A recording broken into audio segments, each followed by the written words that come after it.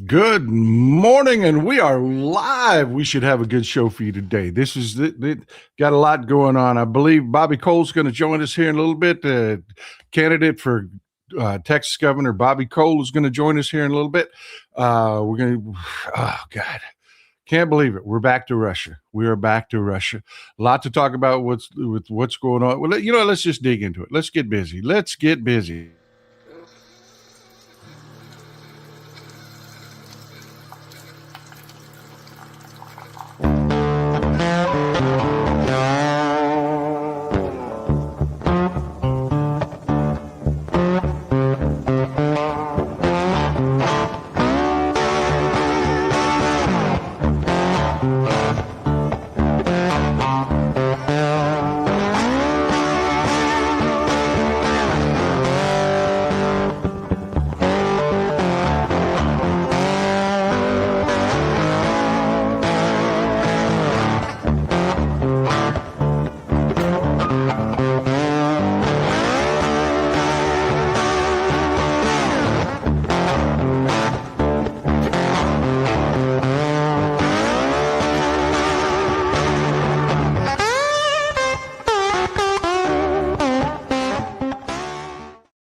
Good morning, everybody. I hope your coffee's as good as mine. Hell, I hope it's better. I really do.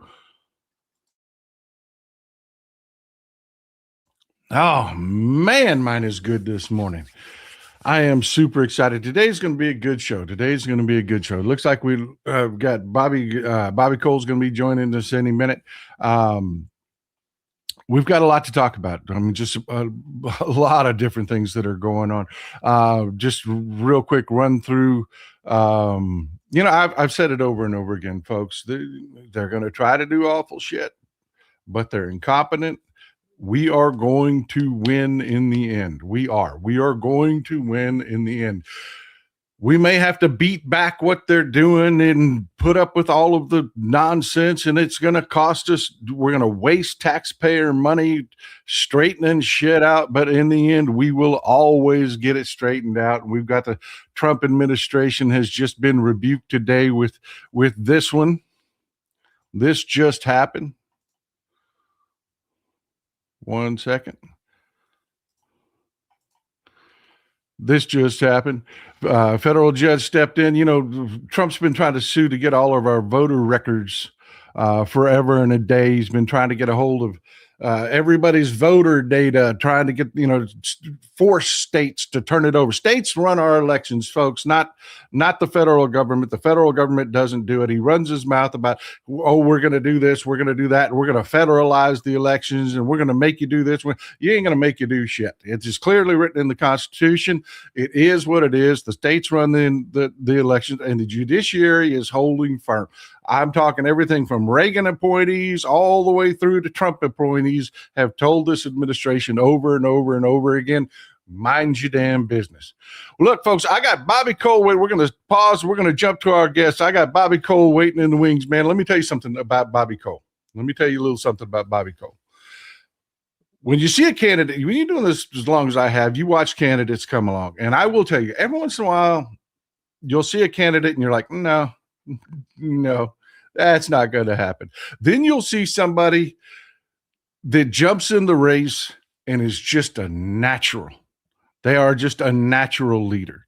It just comes straight to them. They get it right away. They understand. They know that you're, and I'm telling you, if you do me a favor, go follow Bobby Cole on social media.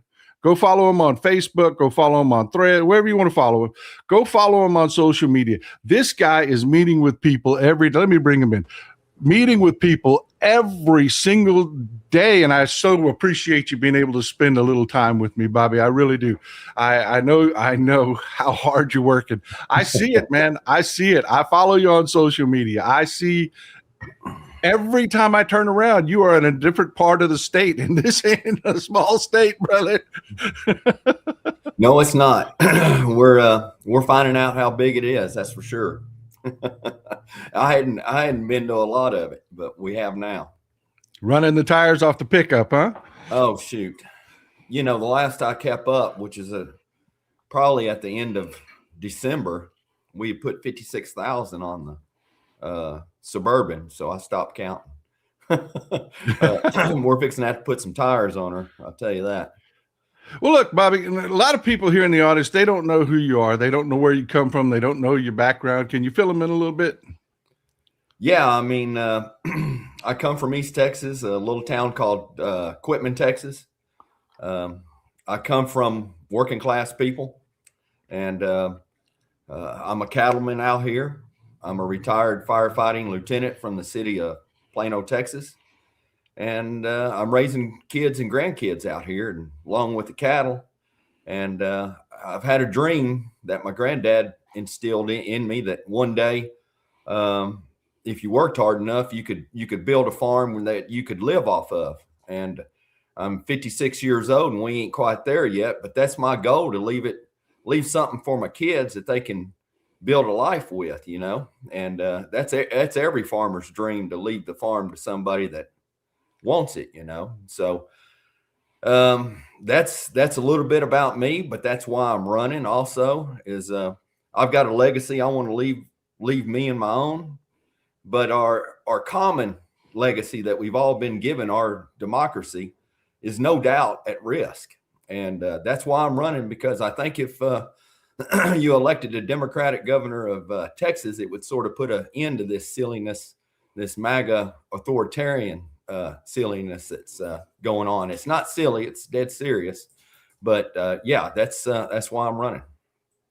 Well, you know, Bobby, you know, I was just talking about elections. Michigan has rebuked the Trump administration, but you know, we've got Greg Abbott here that you know, we're independent people here in Texas. We are. We tend to like to run it. We got our own damn power grid. We tend to like to do things our own way ourselves. And the Constitution says states run our elections. But the minute that Trump said, "Hey, boy, give me all your stuff," Greg Abbott did not hesitate, turned over all our voter rolls to the Trump administration, who turned around and handed it over to the tech oligarchs that are doing God knows what with it. You know, I mean, what happened to our independence, man? What happened to, you know, looking out for Texans first? Well, unfortunately, Abbott's has no more spine than most everybody that's in with this MAGA, I guess, movement. Everybody has sold their integrity, their character off to this guy for his favor, you know, to be yes men. And like I said, Abbott doesn't care about us. He doesn't care about our privacy. He doesn't care about our independence. All he cares about is being in favor with Donald Trump. And you know, I think it's a a false wish of his that he'll inherit this MAGA movement and will eventually be able to run for president. And he's doing that at the cost of all our freedoms.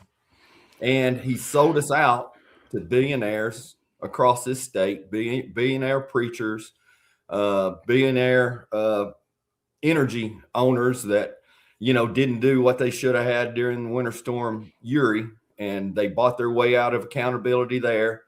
He's sold out our schools to billionaires, and it's time we get somebody that come from working people, want to fight for working people, and want to preserve the liberties and independence that Texas has always had.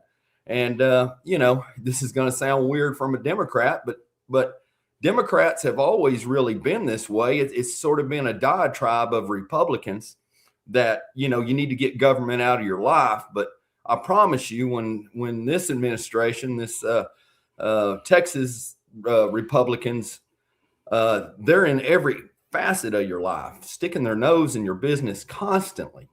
And man, I want to return common sense and common decency to this state, and just let people start being able to build their life here in this state. You know, they've rigged this system to such a degree for the big and powerful among us that, you know, just everyday Texans are finding it hard just to survive here. Bobby, we were talking about this the other day. It's getting hard. I mean, you're just from up the road from me, up in Quitman. You know what I mean? I'm a little bit farther east than you, but we got a lot of poultry farmers around here that are hurting bad. We've got cattle ranchers that are hurting bad. It's like these Republicans have been running things for decades, but every time we turn around, it's every couple of years we've got one disaster after another. And right now, ranchers are hurting, man. They are hurting. I mean, man, it's you know what it is with farming. These it's hard enough to deal with markets and deal with weather and disease, and now you got a government that I'm not for sure that they're not going to help billionaires take our water. You know what I'm saying? They're after our aquifers. They're vital to every community out here in rural Texas. They're vital to everywhere in the state. Water shouldn't be for profit, and that's where we're going. And then you've got, cattle market got up for no fault to cattle ranchers at all. But we've got some good cattle prices here recently, which helped. For us not to get ahead, but maybe to catch up a little bit. And then we had Trump undermine them, saying that he knew more about cattle than, cattle people do. And he sold us out to Argentina and let them flood the market with cheap cattle. And, this guy claims he's for, working people and everyday rural people in this country. And just, I think the other day he said, I love the uneducated people of America. He insults us and he's absolutely not for us. He's not for us at all. And like I said, he give Argentina a $20 billion bailout and then allowed them to flood our market with cattle. And then Argentina turned around and paid us back by cutting a deal for soybeans with China in the middle of the tariff war while row crop farmers were losing farms. So yeah, we've got to get over this culture war shit. Culture war crap. No, and right. Start realizing we're losing the class war. The rich have never been richer. Corporations have never been more powerful, and yet we're falling further and further behind. And things aren't adding up anymore. No, and that's what I try to explain to people is that, these beef prices that people are suffering under, this is a problem, man. This is a problem. Cattle ranchers around here had to sell off their herds a few years back. They did. I mean, it was just, and normally when something like that happens, you go through a process of rebuilding. You keep some mama cows back. You don't send them out to the sale barn, and you just keep building and you buy what you can. But beef prices spiked so high at absolutely the wrong time. And what we needed was government that was there to help, man, that was there to help, because ranchers don't want you to have to pay exorbitant prices. That's not what they're there for. We don't want people to run away from the product. It gets so high, they're going to run away from it. That's cutting our nose off to spite our face. And that's where I was going with this, Bobby, is when it gets like this, when you're in a situation where, ranchers have already had to sell off their herds just a few years back. I mean, so many people, it's insane the amount of the prices that people are paying for mama cows right now. And normally you'd keep, like an old broke mouth cow around to teach you, just kind of teach your herd what to do and how to, keep things. Prices are so high. Everything's going to the auctions. Everything's going out. Nobody's rebuilding herds. And if nobody's rebuilding herds, that means these prices are going to stay astronomically high for years. Cows don't grow overnight, brother.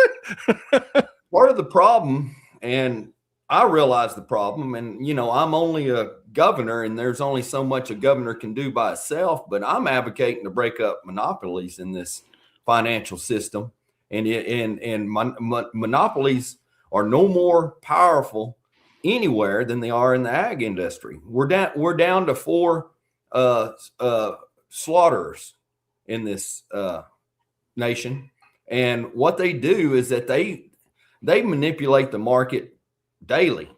They'll hold cattle, and so it'll drive prices down to producers. And then when they flood the market, they push prices up so they can reap the benefit on the top end. And when you get this monopolistic behavior with these slaughterhouses, packers, what you do is that you push prices up and you push prices down paid to the producer. And so all that middle area goes to gouging. And that's the problem with what you're paying at the store for your meat. It's not going to the farmer. The farmer keeps getting less and less of it. And you keep paying more and more at the grocery store. So these guys can keep making. Our entire economy is set up on a premise that is not reasonable. These corporations and the people that invest in them, the investment class, the CEOs, they believe if they put their money in it, they got to make money year over year, record profits year after year. And any farmer knows that's just not the way it works. There's going to be some years you got to back up because the market ain't there. But when you're subject to these guys taking profits constantly and more, eventually we all get priced out. That's the producer and the consumer. And so they'll drive down prices, run us all out as far as Texas farmers, American farmers. They'll buy it even cheaper from Argentina and Brazil. Brazil's the biggest cattle producing country now. They've surpassed us. They'll get even cheaper beef from down there. And then you're going to be paying more and more, and then you're going to quit beef. And so they're gutting American farmers, whether it's row crop farmers or cattle farmers. And we've got to elect representatives that want to start fighting for American farmers. And that's what I'm for. Texas farmers and everyday working people who punch clocks, that worry about raising their kids and being able to not only buy a house, but eventually have a good enough job to pay for that house. And yep. So that's what the campaign's about. And we've got a lot of systemic dysfunction in our system because it's been slanted and weighed totally to profits. And we got to get away from that. It ain't always about profits. Business, the business of America is business. I get that. And I understand that. And I'm not the guy that's going to sit here and say, all corporations are bad and this, and no, we need employers. We need, but the way they structure, like eventually this is going to lead to bailouts. It is, because you've got ranchers that can't keep herd sizes up. And like you said, we're buying more and more foreign beef eventually. And what you were talking about earlier with the processors that will sit there and they'll hold cattle, they'll buy beef, they'll hold cattle, and then they'll go back to the ranchers who are already seeing their herds, they can't grow their herds because prices are high now. The next thing that's going to happen is they're going to take and they're going to go to these ranchers and they're going to say, well, we don't need you. We don't need you. And then you're going to have ranchers that don't have herds that are, big enough to carry them through. Prices will plummet. Yeah. Then the bailouts will come, and then those bailouts will go to frickin' Brazil. Just like the last time they did this, the 2 largest recipients were 2 brothers in Brazil. Yeah. JBS. Yeah. I mean, bailouts traditionally hardly ever get to the boots on the ground, especially the smallest boots on the ground. The first people they take care of are the corporations within that sector. They'll take care of the fertilizer companies and the feed companies and the packers and the slaughters. And that's the first ones they bail out. And then they start, you got a lot, no fault to the farmer, but you got a lot of industrial sized farms out there. So they're the next taken care of. And then the family farmer who's been holding on and struggling for years, every time that Trump runs this tariff silliness that he does, Trump tariffs 1 and Trump tariffs 2, family farmers declare bankruptcy by the thousands, and they don't care. I mean, you know, what's our gosh dang it, why am I pulling? What's the name of our vice president? Always happens in an interview, brother. Don't worry about it. It always happens. JD Vance. He's there. He's bought into a company that goes and buys distressed farms. And so this is almost an inside deal from the start. It always has been. You know, and people don't really understand when prices are high, you know, it doesn't mean that profits are high for your average cattleman. It doesn't, because the moment prices spike, you know, like right now, they've got idiotic tariffs on Canada, which are driving up the prices of fertilizer. Fertilizer is a huge input cost for cattle farmers. I mean, because you've got to fertilize your fields or your grass is worthless. There's a real science to it, folks. That your hay has to have a certain protein content. It's got to be, or you're going to have to subsidize. Feed costs are rising astronomically. You know, fuel prices are about to rebound like crazy. If they ever do anything, right now the economy is struggling so bad that gas prices are in the toilet. But if they ever, you know, by any magical, you know, actually get out of screwing the economy over with tariffs, gas prices are going to spike. So you're going to see fuel prices going up. All of these input costs are going to go up, and then the prices of cattle are going to come down. And everything that these cattle ranchers make today has to carry through that period until those prices start to normalize again. And we don't have an administration that can think its way out of a paper bag, Bobby. We don't. Not on the state level, not on the federal level. You're talking cattle ranchers are going to be screwed. Yeah, in a year or two. Just like you're saying, equipment goes up. You know, every country had at least a 25% tariff. He threw over 100% on Canada at one time, 100% on China. Most of our parts come from either Canada, Mexico, or China. And, you know, you're paying premium double on some of these parts. Land to me is so speculatively high right now. You know, I'm a farmer and I always say this: land ain't worth what it's being priced at right now.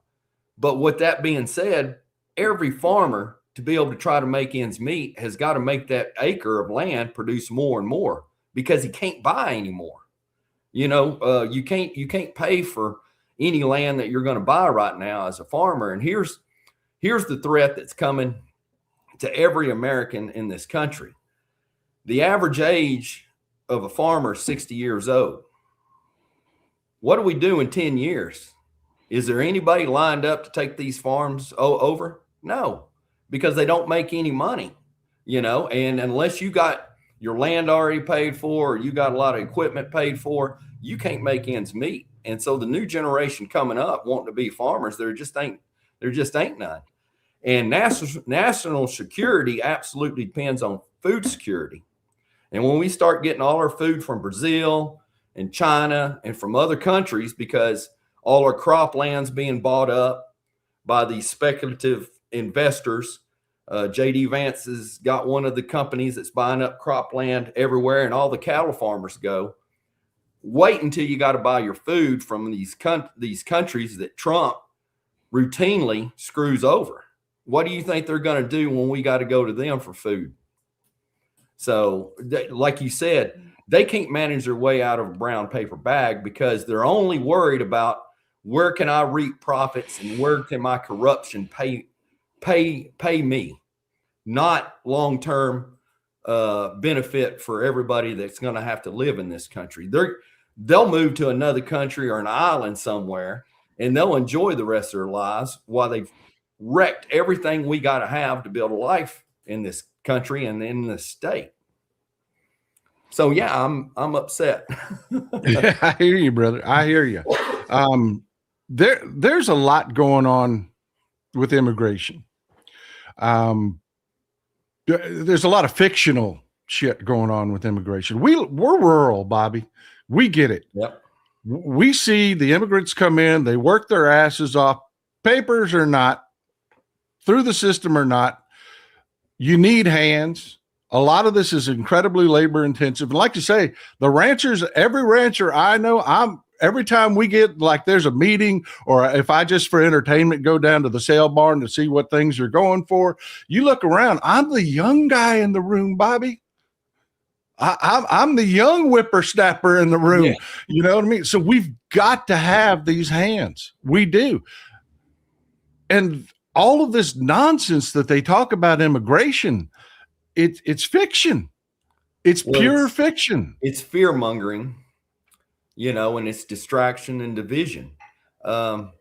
This country has always depended on immigration. It's what made the country great.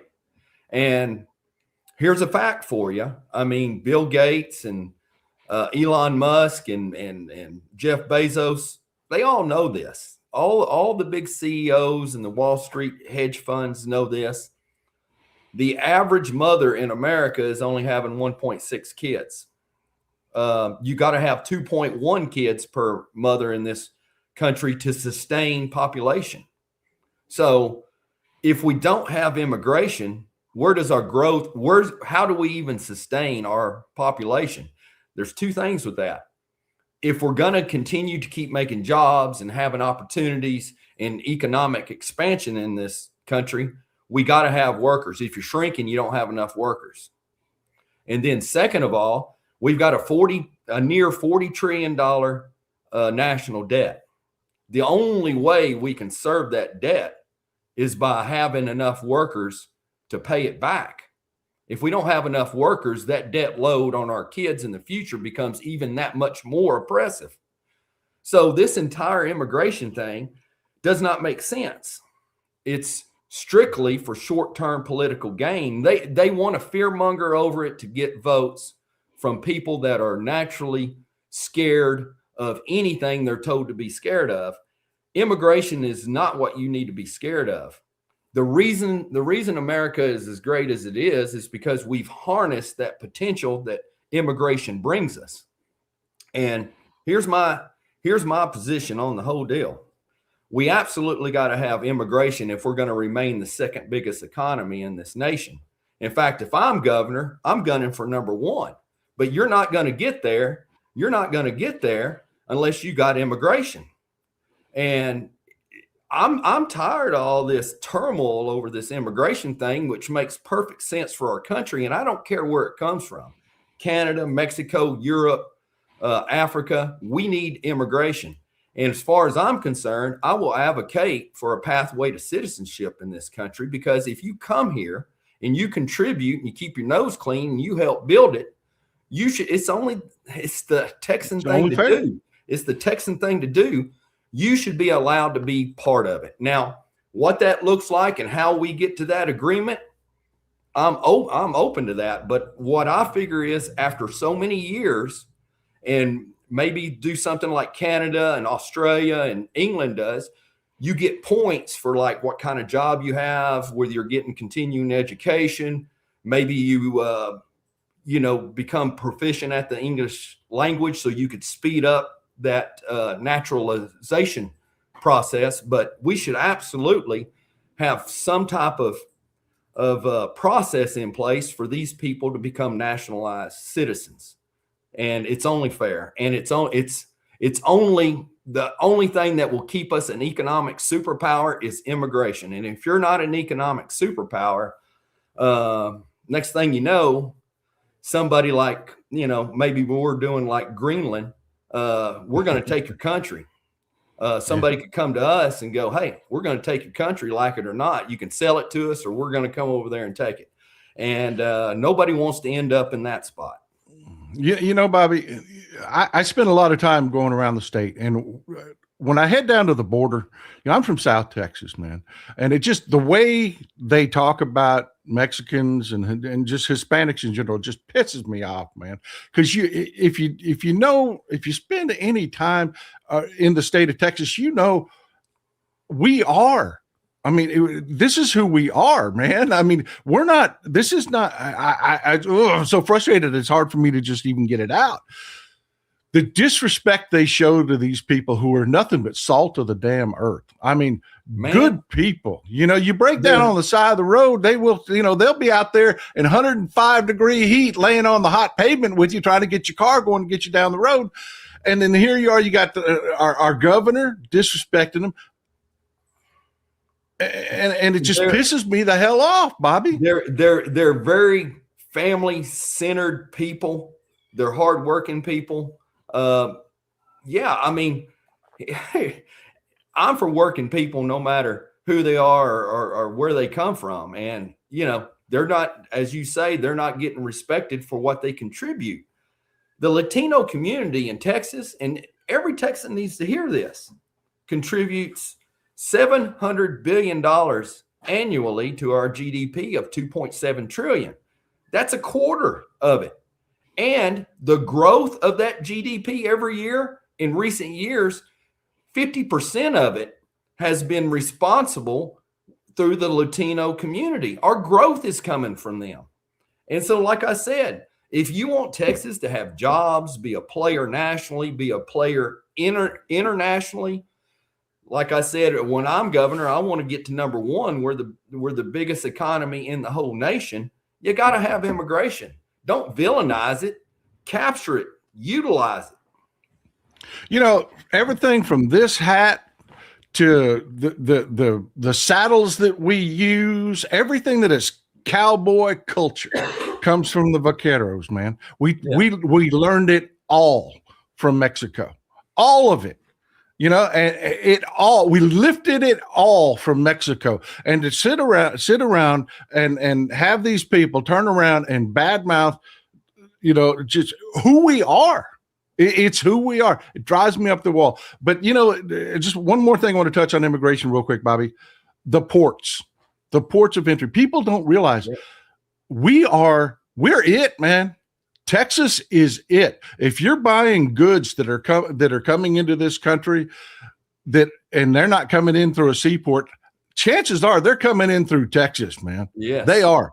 And with this rhetoric, this anti-immigration rhetoric, the governor cannot go and say, look, man, I need some more bridges. I need to modernize our facilities so that we can roll these trucks. There's technology now. They don't even have to stop the trucks, Bobby. Yeah. They can roll them. They can scan the trucks as they roll through. We could set up systems that make our border incredibly efficient.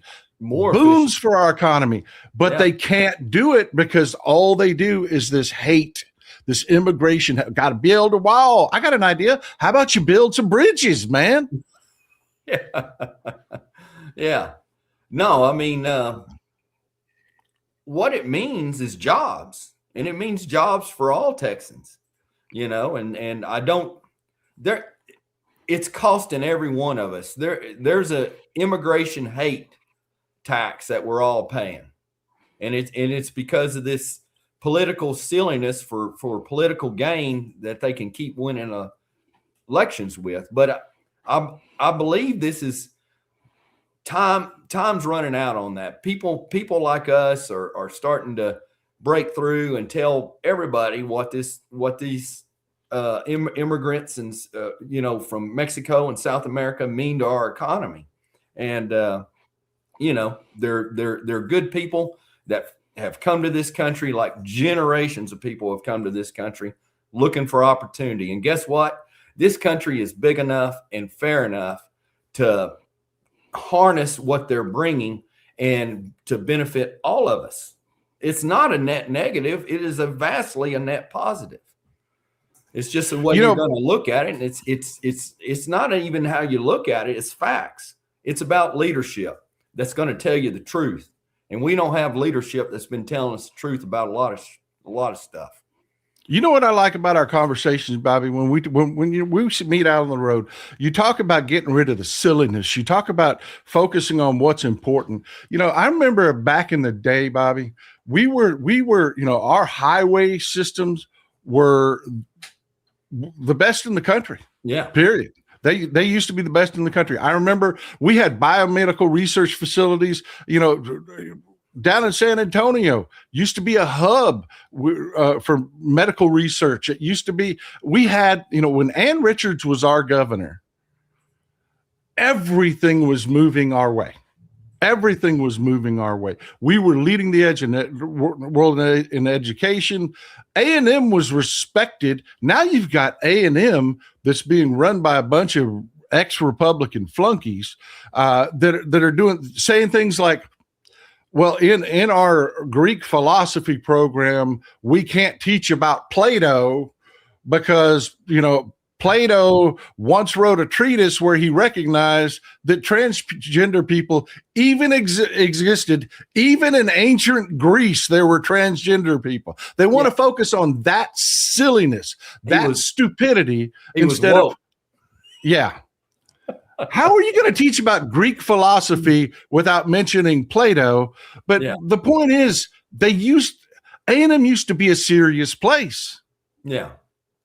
It was, you're talking about, it was breaking out as one of the engineering hubs for the entire country. Yeah. It was breaking, now so much of what's coming out of A&M, the Aggie jokes are becoming real, man.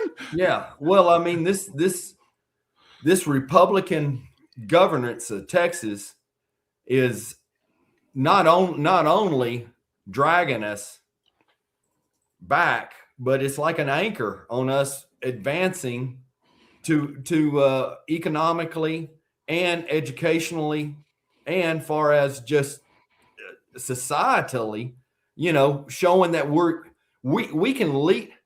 This is what I keep saying. If we can get the Democratic Party right here in Texas, we can set the example of how this country can move forward and forward for working people.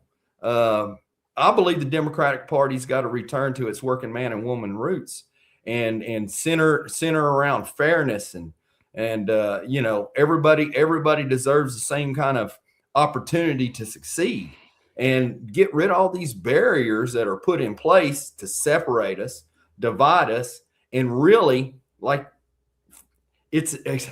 siphoning and squeezing everything in our life to increase profits for the richest among us. Meanwhile, they keep us distracted with arguing with each other. Let's stop it and let's figure out how we can live our lives and not be consumed with reality TV drama, which our president, that's what he was. It's always about him. He's got to do something. He doesn't give a crap.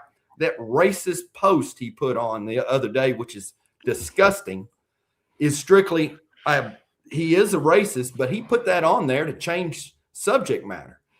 Why do we want to deal with all this turmoil and drama while we fall further and further behind? And like you said, I'm ready to move past that and get back to a life where we ain't stressed out all the time and we ain't arguing with each other all the time, and families can go back to having Thanksgiving together. This is ridiculous. Bobby, I look at what's going on in this state, and I look at, folks, you may not know this, but down around Houston is where a huge amount of the rice that you get in this country comes from. Yeah. We grow so much rice down around Houston that we actually export it. We export it to Japan, man. We do.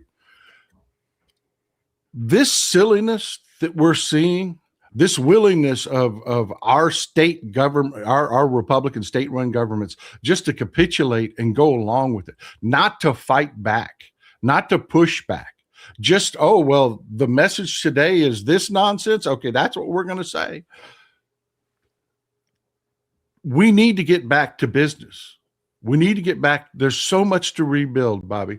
The infrastructure that they've just ignored. Then they're bringing in projects like I'm all for technology, but if you're going to build a data center, you got to have the water, man. Yeah. And you've got to have the water before you build the data center. You can't just build the data center and say, well, find the water. I mean, Well, you the other can't thing do you it got to that make way. sure, We need to get back to a government that's about business. yes, and you got to make sure before you let that data center go in, they're putting in the most efficient cooling systems there are to preserve water.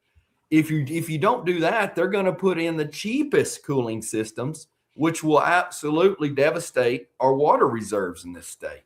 And they're putting greed before water, and they're putting profits before people.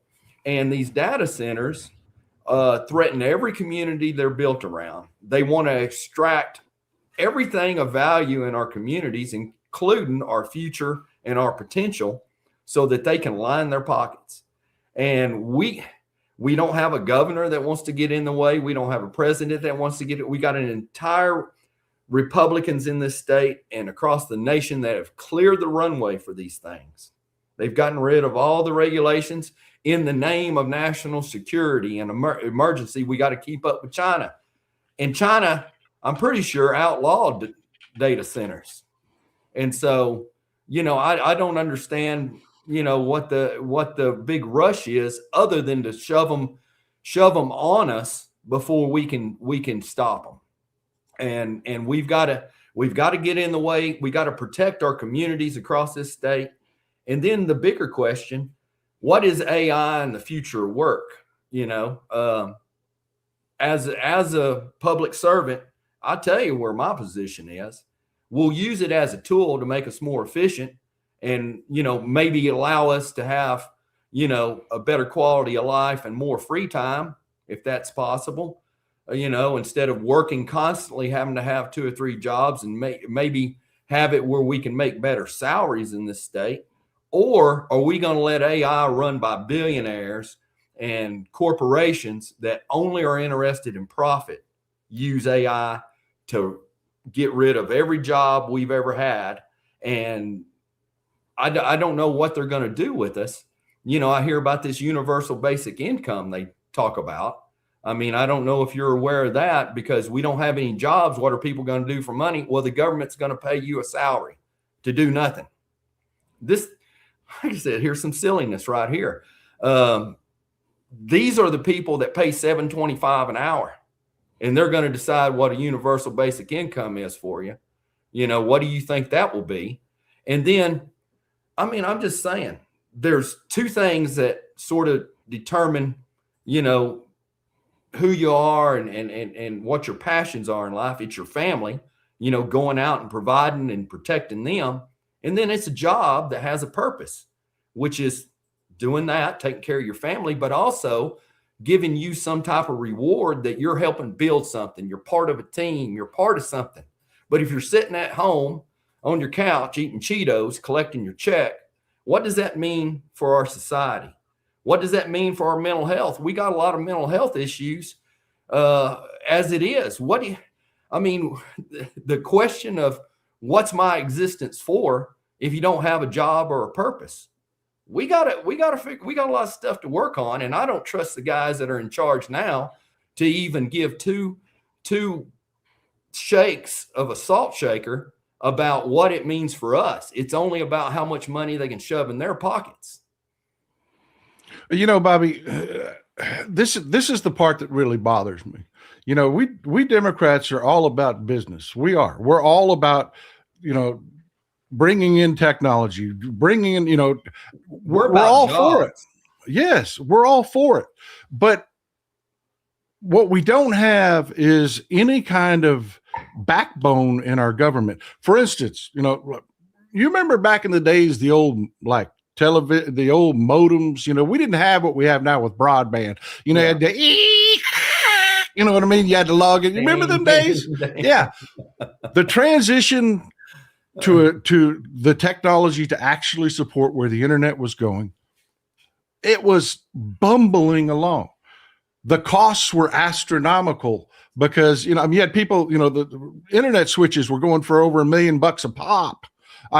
It's just, there was no planning. There was no one in the government that said, okay, look, we've got to have a plan. Now they're talking about moving to an AI driven technology platform that is going to require way more electricity than we produce in the state of Texas. Oh yeah. And there's no We got to plan. double it in 5 years. Right. And they're talking about killing the wind farms.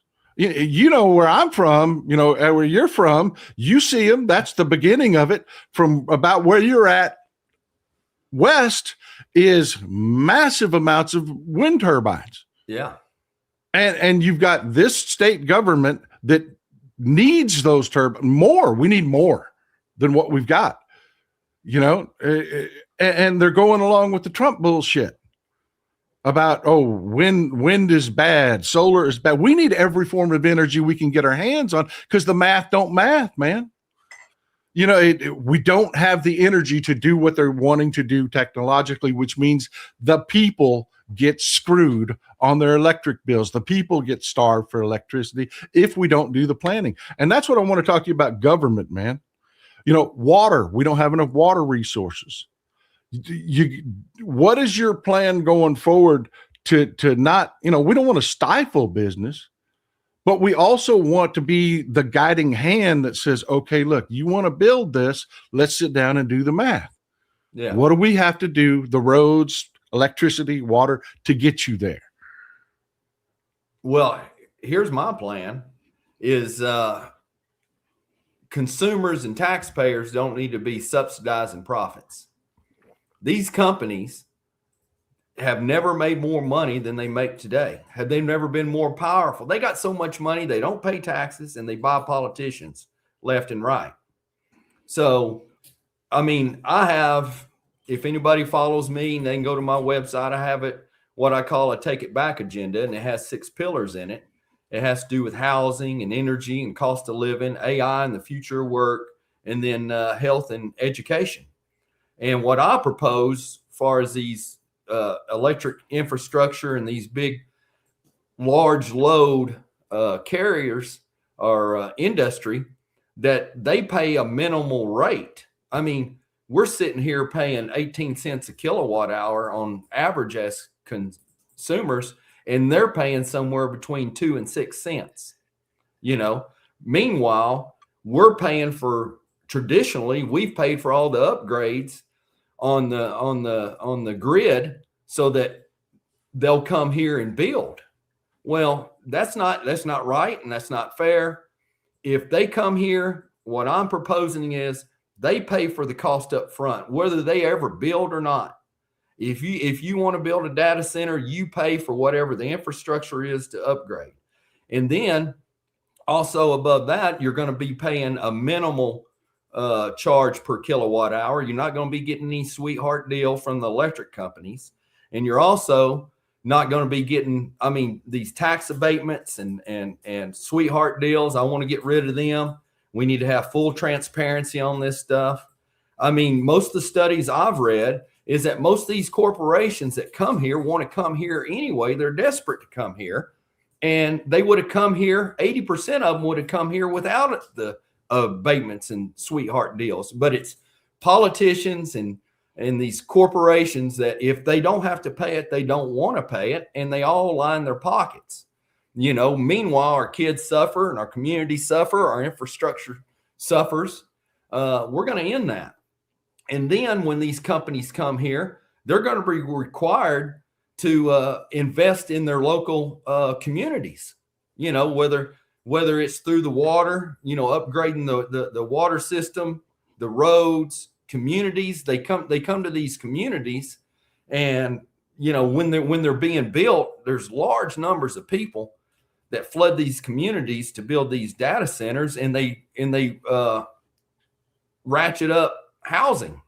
These companies need to pay for infrastructure and also pay a subsidy to be able to provide more housing so that local people can stay in their houses. And so there's a lot of things we can do to level the playing field. And like I said, I'm not anti-business. I'm just saying pay your fair share, because consumers and taxpayers have been shouldering the burden for business, subsidizing profits for these businesses for a long time. And, a lot of these businesses, they don't want to pay taxes. And a lot of these billionaires don't want to pay taxes, but then they turn around and they don't want to pay a salary where you can afford a house and be able to afford your utilities and be able to feed yourself. And so they want to cut government and villainize government because, you know, we have social safety nets because we're subsidizing the salaries they pay a lot of times. We're gonna work. When I'm governor, the state of Texas is going to work for people getting paid what they're due and what respect should be, a living wage they can actually live on. And we're gonna start moving that way. You know, these big corporations can't just take. They gotta do some investing in the local communities. Well, I agree with you. The pendulum has just swung too far in the state of Texas. It really has. We've always been a business-friendly state, but you've got to look at I mean, somebody has to have the strength, Bobby, to sit down in the room and say, look, welcome, glad you're here. Let's look at your plans and see what we're doing. Okay, well, look, we don't have the water for you. We don't have the electricity for you. But you know what? I'll go to the people. I'll go to the people and say, hey, look, you want this facility here. This is what we're short. This is what it'll cost. You know, the people of Texas are very fair-minded people, Bobby. They are. And they love business. We love to make money. We love to do things. You know what I mean? But Yes. we just don't like catching it in the back end where they bring these facilities in and then, oh, well, we're stuck with them. And, you know, Cletus has got a job right now, but he's just, all of a sudden, the math isn't mathing anymore. We don't have enough water, and Cletus's water bill's going through the roof, and Cletus's electric bill's going through the roof because, you know, the utilities company saying, oh, by the way, that electricity ain't free. It costs money to get it to you. So, you know, here's your bill, Cletus. You know, here's the deal. If you tell them up front. Yeah, and we need transparency when you go to tell them up front. You know, these companies love working behind the scenes. You know, working with local officials and having them sign NDAs so they can try to sew this thing up before it's brought to the people. You know what I'm saying? If you want to come to these communities, come with your hand out and saying this is what it's going to be. And you explain to them and you answer all their questions so they can make an informed decision. We've got an entire business culture in this state of secrecy because they know if you tell them what the deal they want, everybody's going to say that ain't a good deal for us. And so, yes, I'm all for that. Let the people decide, but put it all out in the open. Present your case. Don't try to backroom deal it. And that's a lot of that's been going on, and we need to stop that. And we got a governor. You can tell by his reelection campaign fund how much backroom dealing's been going on. And so we got to get rid of that stuff because it's hurting every one of us who actually work for a living in this state.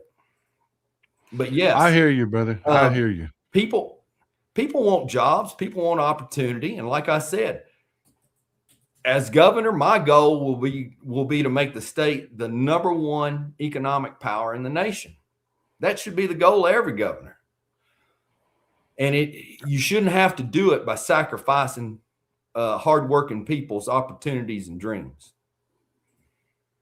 Well, you know it as well as I do. You know, a lot of people that aren't from Texas, they've got misconceptions about Texas, and they don't realize that guys like you and me, we're actually the majority here. We really are. You know, Texans are good and decent people, and if you just tell them what the deal is up front, more often than not, they'll do what they can to help you make it happen. You know, Elon Musk wants to build his gigafactory. I know all the people in Austin were like, okay, let's figure out how to do this. But then the shady shit comes out, the stuff that, you know what I mean? And that's what we need to get rid of, brother. Well, look, I appreciate you, and we're running out of time. Is there anything that you want to share with the folks or make sure that they know before we? Yeah, I mean, this campaign's about working people, and it's about opportunities for young people. That's why I'm running. I mean, I'm doing this for my kids and grandkids. I mean, you know it, Texas Paul. I'm coming into the backstretch of my life. You know, I can probably make it from here to there, but my kids and my grandkids, your kids and your grandkids, they've got a tough road to hoe, and you got to have people that want to go and give them a fair shot, to build the life you had. In fact, I guarantee everybody out there that is resonating with what I'm saying, they not only want to give them every shot they had, but they want them to do better. I mean, that's the American dream.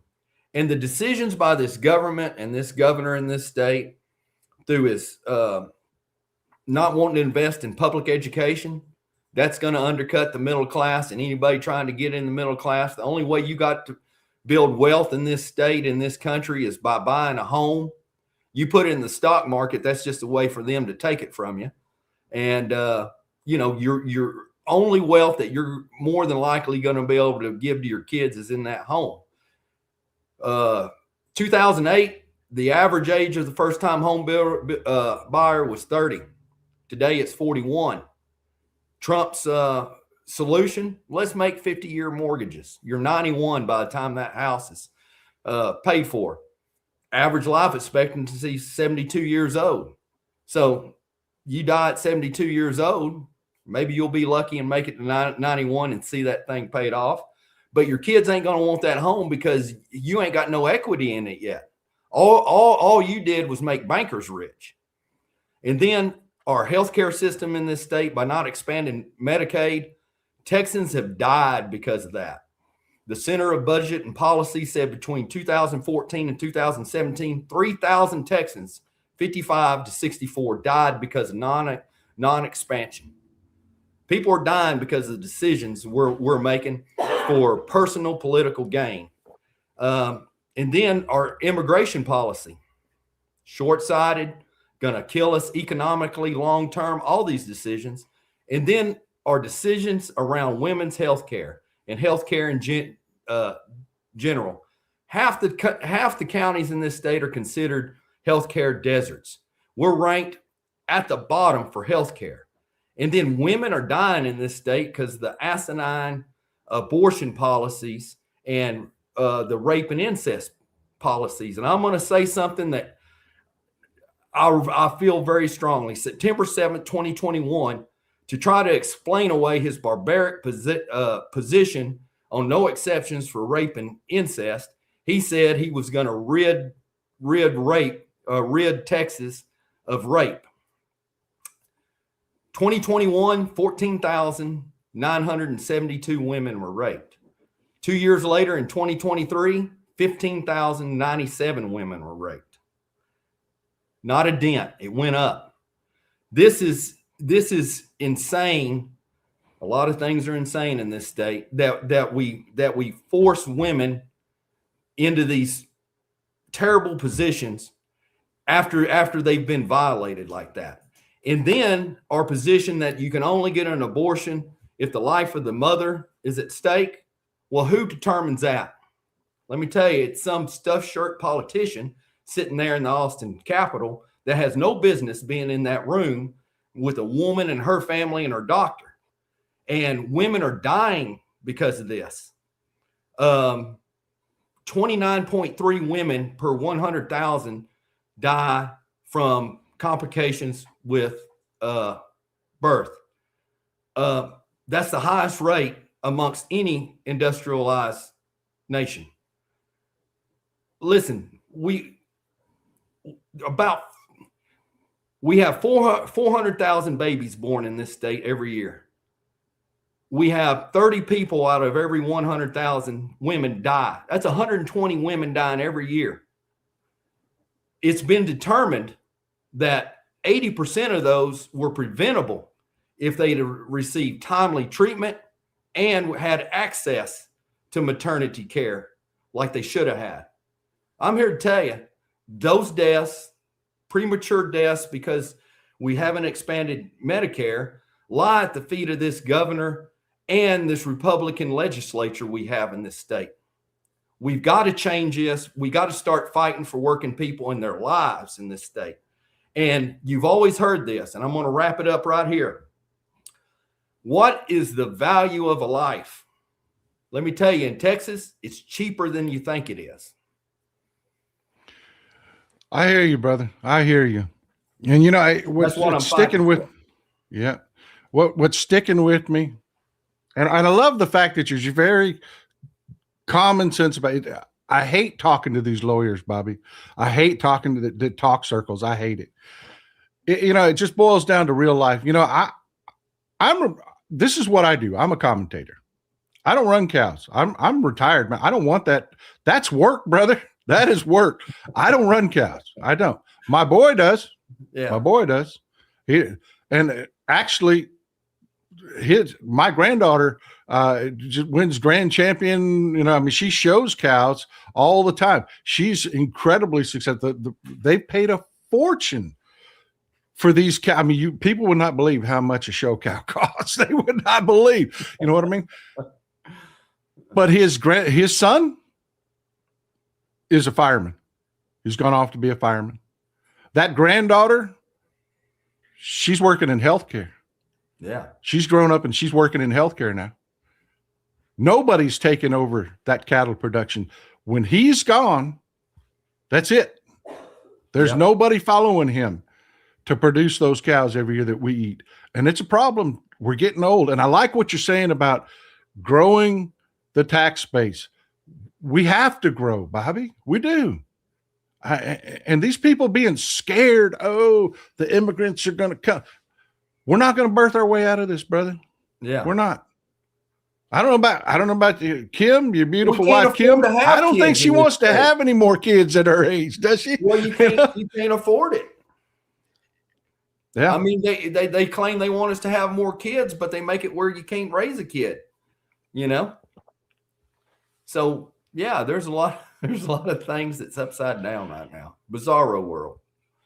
There's a lot to do, brother. There's a lot to do to get back to common sense and just focusing on things that are important instead of Riley Gaines coming into 5th place with a transgender athlete. Oh my God. No, let's focus on keeping the lights on and the highways paved. And here's what we've been told. We've been told a lot of stuff that ain't true, but the family farmer can come back in this country, but you're gonna have to take that away from corporate America and return it to your rural communities and make it where people can make a living back again out here.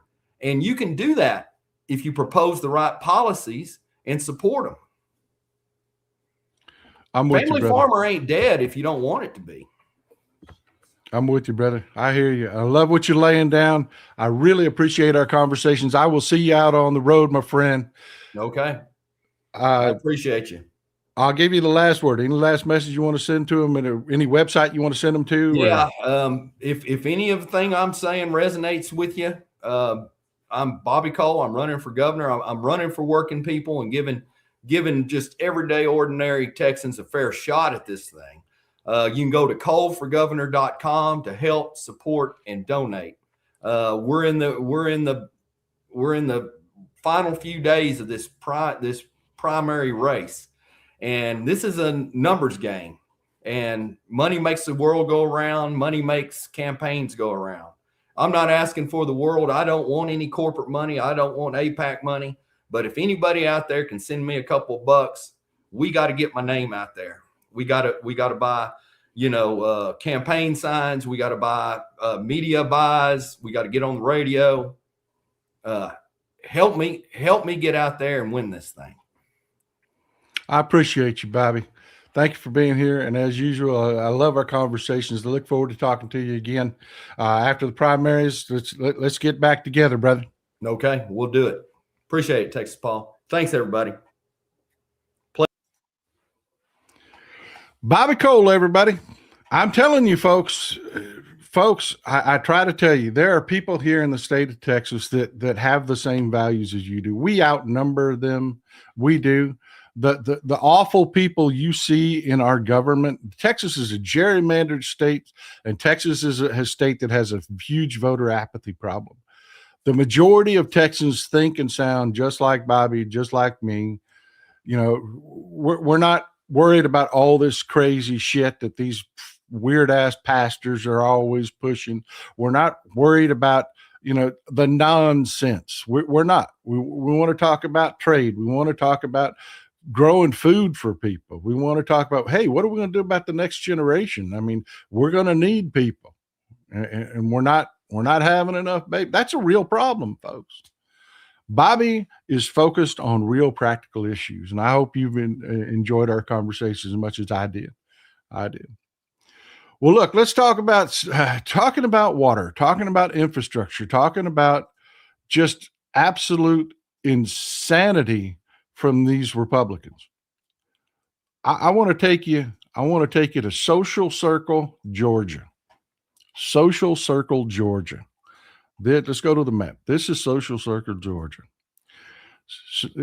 Nice little place it is. It's where, if you live, a lot of you folks will be familiar with the type of town that Social Circle is. It's not a deep rural town. It isn't. Look at the location. It's just outside Atlanta, just east of Atlanta. A lot of you folks are very familiar with these types of towns. They're not in the metro area, but they support the metro area. They do. And Social Circle it's got a lot of businesses. It does. It's got a lot of businesses. It's got Takeda Pharmaceuticals, does high-end complex pharmaceuticals, plasma-derived therapies, things like that. Rivian is talking about building a factory in Social Circle. Stanbridge, Color Corporation, it makes it, you're talking about plastic extrusions, things like that. Dart containers, Solo cups, red Solo cups, they're there in Social Circle. This is what I'm talking about. A lot of business. Diversified Plastics, Mannington Mills, Certainteed. These are all companies that are manufacturing out of Social Circle. But it's not a massive town, folks. It's not. It's a small place. There are 5,000 people that live there. 5,000. Well, DHS and ICE has decided that they're going to not double the population. They're going to triple the population. They went into Social Circle and they bought a warehouse, a 1 million square foot warehouse. And the people of Social Circle aren't too happy about it. They aren't. And these are Trump voters, folks. I just want to make that clear. This town went for Trump at about 70%. Well, when they caught word of this, they're like, no, this isn't going to work. You can't do this. But DHS did. They did. They bought this warehouse. They bought this warehouse in Social Circle. The frustration here is that they're looking at a building that was not built for human habitation. Talking about the city manager. There's nothing more than a shell of a building. They bought a warehouse. I mean, literally just a warehouse. But that's not the end of it. That's not the end of it. Let's talk about before they even talk about moving 10,000 people into this warehouse. See, Social Circle, they're business minded. Just like Bobby and I were just talking about. They're trying to, they've got business in their town. They're trying to grow their population. I'm talking about people living there, not prisoners. And they're trying to bring in more business. They're very business minded. But here's the problem. Here's the problem. Let me bring the map back up. Here's the problem.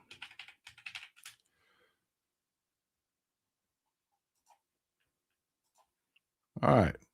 Head back to Social Circle. That's really the name of the town, by the way. You see it there, Social Circle. You back out a little bit. You see this little lake right here, this little reservoir that's not that big? Well, that's where the water comes from. And the folks that run Social Circle, well, they do math, they understand math. Right now, Social Circle is allowed to pump 1 million gallons a day out of the river that flows out of that reservoir. That's where their water comes from. That's how they support all of their local businesses. Now, if you do the math on that, typically 5,000 people will burn through about 500,000 gallons, half a million gallons of water a day. But again, they have successfully attracted businesses.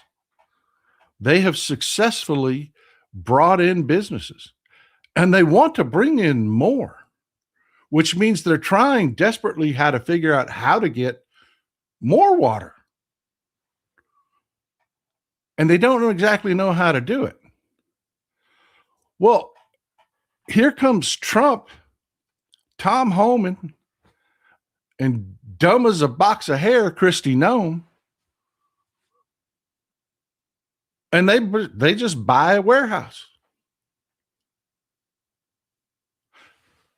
But they didn't just buy a warehouse.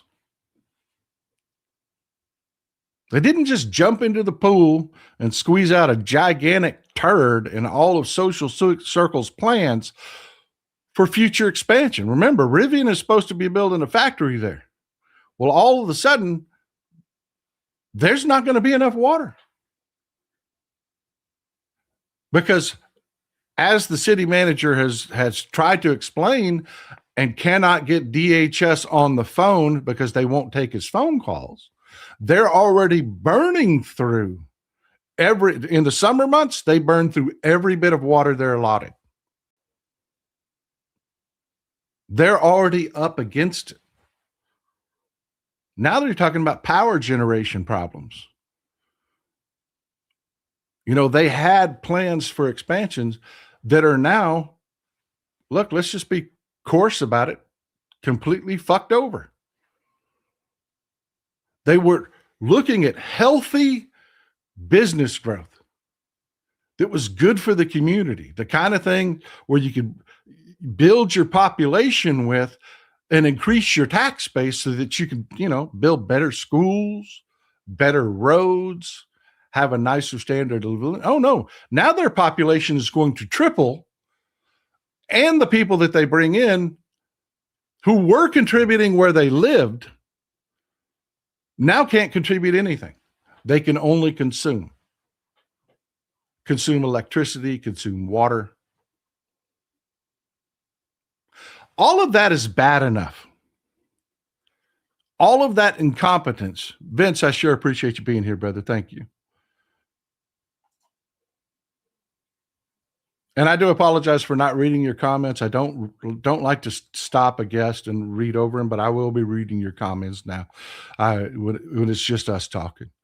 Cassie Lick, I appreciate you. Canadians shamed Vancouver businessman to cancel his sale of a Virginia warehouse to ICE. Now, this one's a done deal. This one's already done. DHS owns that warehouse now. But wait, it gets better. How much per square foot do you think people pay for warehouses? And I want you to understand, this is an empty warehouse. This is not high-end construction. This isn't a specialized warehouse designed for biomedical storage or anything. This is just concrete floor, concrete walls, and a loading dock. How much per square foot do you think someone would normally pay for that? Chandra Patton, this administration is right out of Mad Magazine. Amen. Amen, sister. You named it. That's a damn Mothra. She knows something. That was not just an out there guess. That was not out there guess. That's high end right there. That's high end. Typically, a bare bones warehouse in that part of the country, you're talking between $20 and $40 a square foot. Now, this is newer construction. So let's say it's around $40 a square foot for a 1 million square foot household. That's $40 million. How much do you think they paid for that warehouse, which, by the way, in 2025 was valued at $30 million. In 2025, that warehouse was valued at $30 million. How much do you think they paid for that warehouse?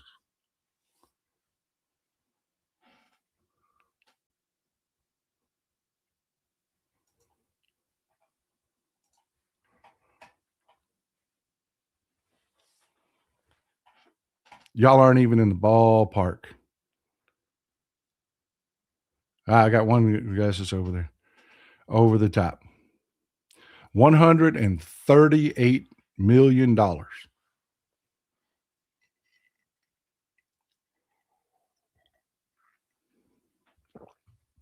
For a warehouse at the high end should have cost 40.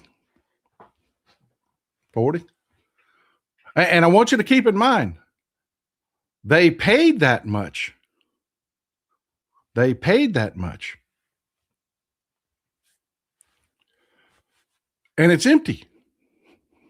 They've still got to pay a private a prison company to come in and outfit it to be used as a prison. They've still got to do the build out on it. They paid 4 times the value of that warehouse up front.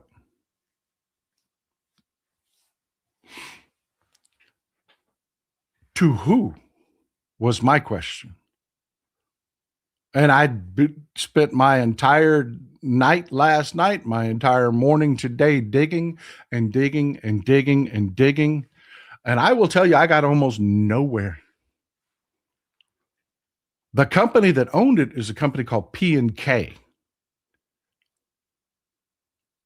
And that's what they do is they build and they develop warehouses and they sell them. This is what they do. That in and of itself didn't really, The price, though, just kept bothering me, and I kept digging and digging. The guy that owns P&K, that owns like 98% of it, is a guy by the name of Andrei Sharkov. He's a Russian oligarch. P&K, Paul Nancy K. And named Sharkov. Russian oligarch. Good friends with Vladimir Putin. And then it started to make a whole lot of sense to me. Why would you pay 400% more than the going rate for a warehouse that's empty, not prepared to use? You're going to have to also pay the private prison companies that are funneling tons of money into you and your ballroom and all kinds of other shit that's going on. You're going to have to pay them to completely outfit the warehouse. Then you're going to move people into a town that doesn't want them, that can't support them. You're just going to, pardon my expression, you're going to fuck the people of Social Circle. You're going to fuck all their business expansion plans. You're going to fuck their water bills. Because unless DHS and Kristi Noem, who is dumb as a box of hair, has figured out how to magically create,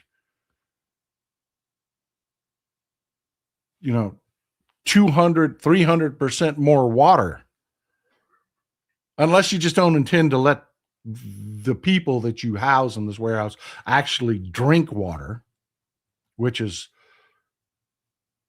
horrifically likely.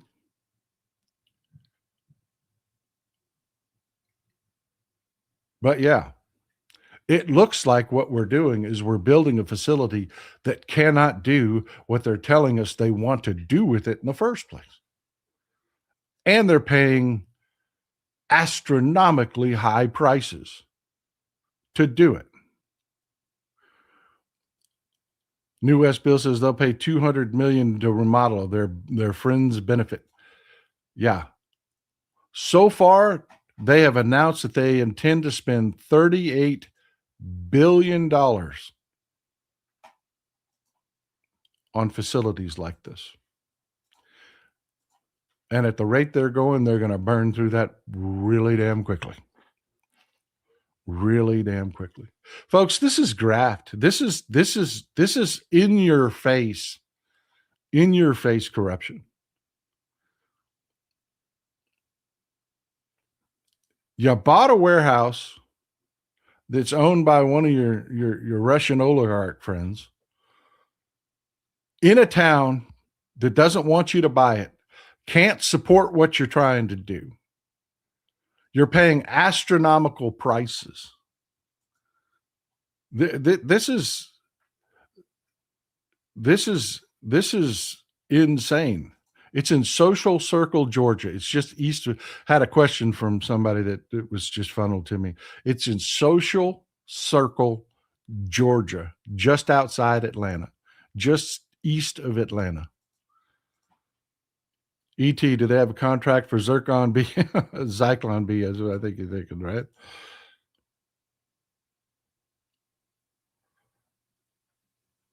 That's insane. That's insane. They're doing it in broad daylight. And I have to tell you, do a Google search for it. CNN is the only corporate news outlet that said, that's a lot of money for a warehouse. And they mentioned it for about 20 seconds in one of their broadcasts. That's all the attention that this is getting. And that's why I keep telling you folks, we have to make noise. We have to. You are the community. You are where the rubber meets the road in this community. We have to ask these questions. Or this is just going to continue going on and on and on and on. You know, every time the lights come on, every time we shine the light on what the Trump regime is doing, the cockroaches scatter. They do. And that's what we need to do here. Jeremy Breeden, 70% of the town voted for this. They can have the day they voted for, but I feel bad for the 30% who have common decency and sense. You know who I feel bad for? I feel bad for the people that were ripped out of their lives to justify this. The 10,000 people that were, overwhelmingly, the statistics show that overwhelmingly, they're not criminals. They're not violent. They're not, they're just people that are working for a damn living. And they're going to shove them in this place to justify it. And then you can tell by the lack of infrastructure to support this place what hell it's going to be inside this facility. What hell it's going to be. They're not going to want to run the air conditioners because they don't have the power to support this place. They're not going to want them to bathe. They're going to try to limit. That's one of the complaints they've got going on down here in Dilley. They're having a real water problem down here in Dilley, Texas, where they're housing the children. The kids are getting sick because they don't have the water infrastructure to support that place. Some of the reports coming out of that the water that they're pouring in these kids is yellow. You've got several attorneys that have been screaming, raising red flags that their clients are ill. And then they take them to a doctor, and the doctor says, "Oh, you'll be okay, just drink more water." No, dumbass, it's the water that's making them sick. And nobody seems willing to piss off his orangeness by going and talking about this. We're fucking torturing kids, and they're going to do it again in this facility in Georgia. Folks, that's what happens when you don't have the water to support a facility like that. They pump dirty ass water. That's what they do. They pump dirty ass water in there. This is not American. This is inhumane. And have you ever been in a car wreck where you see it happening and there's that slow motion where you're stomping on the brakes and you white knuckling the steering wheel, trying to do what you can, but you know it's going to happen. That's what this is. That's what this is. The math just doesn't math. This is going to be inhumane. This is going to destroy that town. Mother Mesquite, Trump owes his soul to Russian oligarchs. You know what? Wait for it. It gets better. It gets better. Talking about Russia.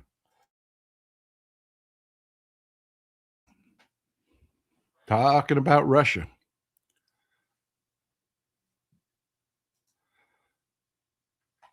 Y'all remember Alexander Smirnov? Back before the election, you had a, quote, FBI informant that wanted to accuse the Bidens of bribery. Well, the FBI did its job back when we had an FBI. And it was bullshit. It was all bullshit. So they arrested the guy for lying to FBI agents, for falsifying documents. And he admitted, when he pled guilty, he admitted that he sat down with Russian intelligence and they gave him a list of shit to say. Well, he was sentenced to 6 years in jail for his crimes. You know, you can't do that. You can't lie to the FBI. That's a crime. You can't falsify documents. That's a crime. He ended up getting sentenced to 6 years in jail after confessing that he was a Russian spy. Well, the Trump administration spent a good part of last year trying to get him out of jail. Mike Daly, the Dim, we need to vote blue to get Russians out of our government. Amen. Amen, brother. But, you know, the judges that sentenced him said, no, this guy's guilty as sin.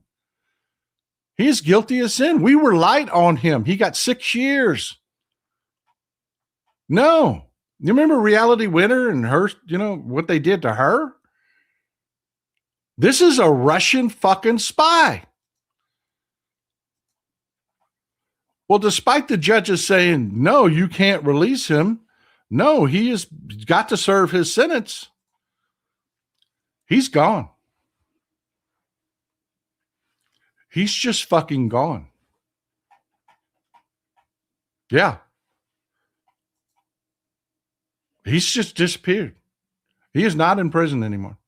And nobody is willing to say where he went. Mr. Will, typical projection from Trump. When he said the enemy within, he was talking about him, the sycophants and the people putting money in his pocket and their pockets. Yep.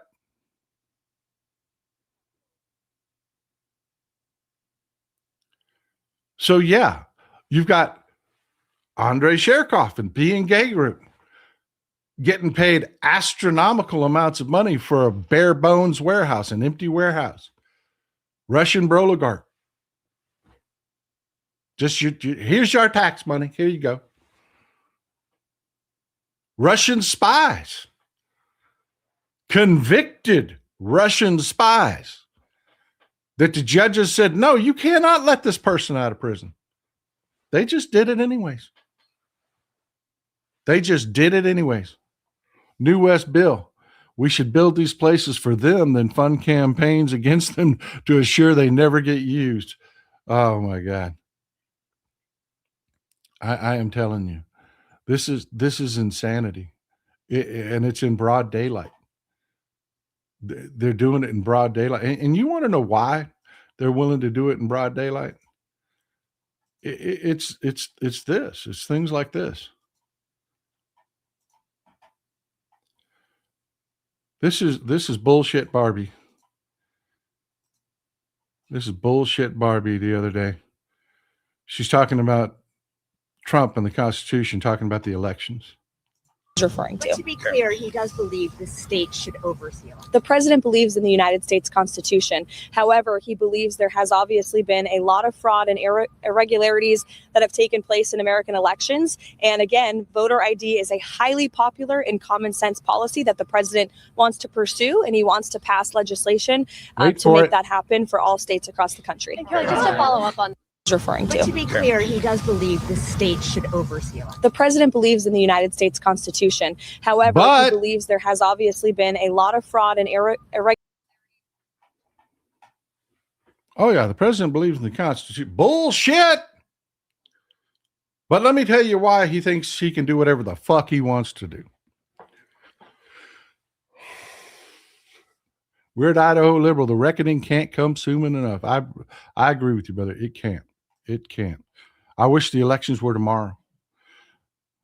Michael Rose says, Smirnov's conviction sucked the air right out of the little fiction Comer and Jordan were spinning. Yep.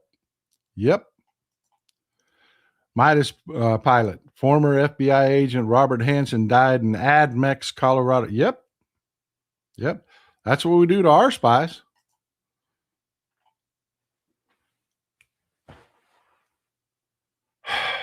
Carolyn Levitt's talking about the SAVE Act. And I have to tell you, I can tell you narratives are everything. The messaging they're on it. It's just voter ID. Well, I call bullshit on that. The SAVE Act is not just voter ID. It is not. You remember a little thing called Real ID? You remember that? You remember having to go get your birth certificate and, having to do all that shit, jump through all those hoops to get your driver's license so you can get the driver's license with the little star on it? Remember that? Real ID. That's supposed to verify. Well, that's not good enough anymore. And you know why it's not good enough anymore? Because they did it. They said, jump through these hoops. And they thought Real ID was going to save them. They live in their fictional bullshit. Oh, it's all it's illegal immigrants. It's people not born here. We're going to do Real ID and it's going to fix all this. Going to fix it all. You watch. Bring in election integrity with Real ID. And then they got their dicks kicked in after Real ID. So they got to move that goalpost again. Well, who's voting against us? Well, we're not doing so great with women. Women aren't liking this misogynistic bullshit. Women aren't liking the fact that they're having to die over stupid medical complications that mean almost nothing. Women are really not voting for us because of shit like this. Let me show you the ET, 10K here, 4K there. Pretty soon you have over 6 million. Yeah, I'm telling you, folks. I'm telling you. It's things like this. This is what it's all about. Got Republicans in Tennessee are at it again, folks. The elections are coming, so we got to talk about abortion. Abortion. GOP bill in Tennessee seeks to expand the definition of, quote, person to begin at fertilization, allowing wrongful death actions. Yeah. You have a miscarriage? Oh, what did you do? Did you ride a bicycle? Did you go out with the girls? Well, we're going to say that's what caused you to have a miscarriage. So we're going to charge you criminally. We're going to let the church sue you. It's fucking insane. But they're doing it, man. They're doing it. Is a key takeaway from that article. Currently in Tennessee, a, quote, person legally includes an unborn child at any stage of gestation in utero. The bill, HB 1528, expands that definition for beginning at fertilization until the point of being born alive is as defined in federal law. Fertilization is the point at which sperm and egg combine to create a single cell. Most people do not begin exhibiting pregnancy symptoms until weeks after that occurs. and they're going to make you criminally and civilly liable for anything that happens. So, you're going through a bad divorce, ladies. Husband says, well, we had sex and I know she was pregnant. What happened to that baby? What happened? Because the second we had sex, she was ovulating. What happened to that baby? Did she kill her baby? Folks, these nightmarish scenarios aren't hyperbole anymore. They aren't. And they know they're getting their dicks kicked in elections because of this immigration bullshit. But they want to give money to their Russian oligarch friends. So how do they do it? How do they fuck over women? How are they obviously criminal? Well, I tell you what, a Republican strategist had an idea. There's no effing but after president believing in the Constitution. Yep. But a strategist sat down and said, you know what? I got an idea, guys. You remember that shit we did with Real ID? Well, let's just do it again. Yeah, we'll just do it again. We'll see if we can't peel off some of them this time. We'll say women who got married, even though they got a Real ID and already produced their birth certificate and went through all that shit, we'll just make them do it again if they want to register to vote. Last time everybody needed to drive. That's where we messed up. That's where we fucked up with the Real ID because we tied it to the driver's license. We thought we were going to peel up, but everybody needs a driver's license, so they had to do it. We really want to peel some off. Well, we'll just tie it to register and to vote instead of the driver's license. That's what we'll do. We'll get them then. We'll get some peeled away then. It's fucking bullshit. It's a poll tax. It's a poll tax. 24th Amendment to the Constitution was put in place for a reason. Because the government didn't like who was voting. The government didn't like who was voting. So they implemented poll taxes. And it wasn't just about saying, okay, if you want to vote, it's going to cost you money. No, it was about the whole process.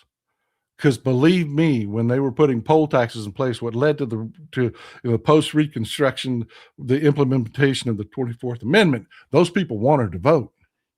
They would pay their poll taxes. But then they would get to the polls and they would say, oh, your paperwork's not good enough. Whose signature is this? I don't recognize this signature. Your receipt for your poll payment isn't good enough. Oh, that guy that y'all all went and paid your poll tax to that signed off on all your, well, he doesn't work there anymore. He quit yesterday.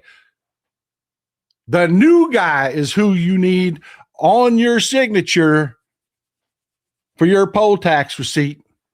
Go talk to him. Maybe we'll let you vote in the next election. That's what poll taxes are all about, folks. It's not about just collecting a little money, which these states are absolutely doing in violation of the 24th Amendment. Because if you're going to make something a requirement to vote, you've got to make it free. And last time I checked, getting duplicates of all these documents is not free. You also have to do it in an expedited manner so that that person's right to vote is not infringed. And last time I checked, every fucking red state has already put out notifications that they're just running behind. They're just running behind. Not going to be able to get you those birth certificates in time for the upcoming primaries. We're just not going to be able to do that. Yeah, imagine when 70 million women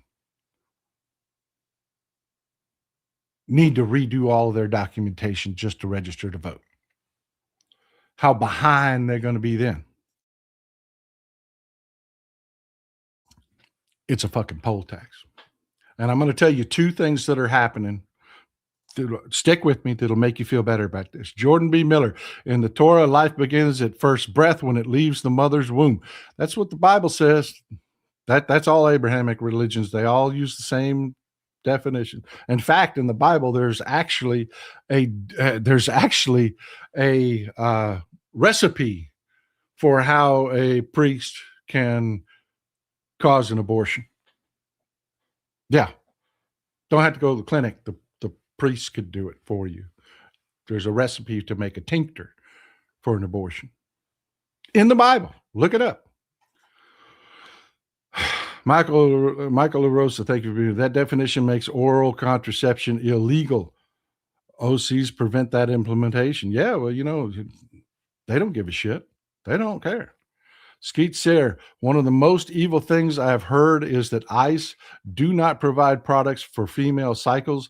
That is just wrong on a human level. And yes, that is happening, folks. We're going to do a whole show about this nasty ass shit that they're doing. You think we're going to let this go? Oh, fuck no. Oh, no. Richard Lawton, great show. Awesome, Bobby Cole, and you gave a lot of great information. Thanks. I like Bobby. I really do like Bobby. It's just a straightforward, common sense guy. Not a lawyer, no.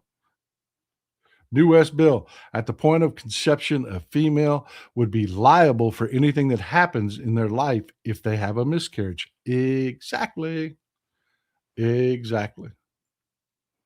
I want to tell you something that'll make you feel a little bit better about the SAVE Act. Republicans, because it still has to pass the Senate, have looked at the math.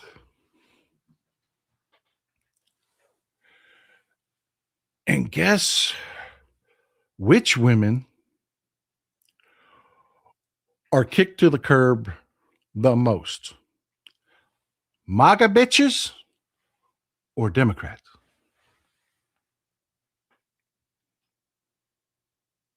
See, Democratic women, y'all tend to be smarter, more successful. You tend to do things like keep your maiden names when you get married at far greater rates.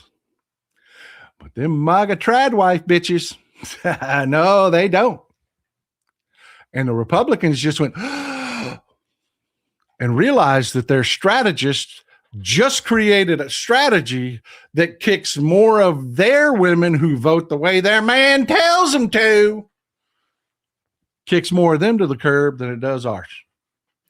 And given the education level between Democratic women and MAGA bitches, yeah, guess who's more capable of getting this done? Yeah. So, yeah, the Republicans have started to do the math, and they are souring on the SAVE Act quite a bit. The other thing that's come out is every single legal expert, regardless of party, has looked at the SAVE Act and said, this is a poll tax. This is unconstitutional. You can't do this. It's just going to be kicked out by the Supreme Court. E.T., Florida voter registration has added hoops just to change your address. Can do online, but then have to print out, sign, and mail, and just another update at it. Yeah, you know what? This has to do with one thing and one thing only. They see it coming. They see how pissed you are. They know they're going to take a whooping. So what are they doing? They're going back to the same bullshit rhetoric that Trump tried to spew before the 2020 election that also showed that they were going to get their dicks kicked in. It's stolen. They cheat. They don't want voter ID. We already have voter ID, fuckwad. Already got it. Remember that real ID you made us go get? We've already verified our with our birth certificates. We're already verified. They know they're losing. They know they're losing. But they have gotten a jump on it.